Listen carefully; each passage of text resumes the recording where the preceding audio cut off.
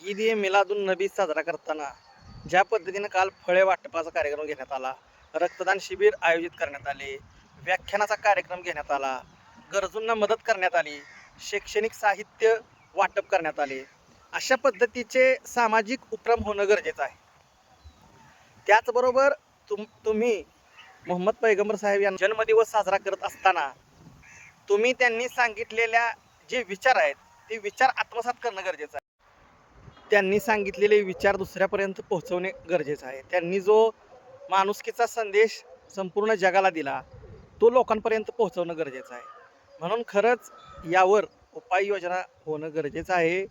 Dolby मुक्त ईद ए मिलादुन नबी साजरा होणं गरजेचं आहे. 16 ते 30 वयोगटातील मुलं जी अश्लील हातवारे करून गाण्याच्या तालावर थिरकत आहेत ही बंद झाली पाहिजेत. मित्रांनो, मी सांगितलेल्या गोष्टी खरंच काही तुम्हाला चुकीच्या वाटत असतील, तुम्हीच सांगा की कशा पद्धतीने ईद ए मिलादुन नबी साजरा झाला पाहिजे.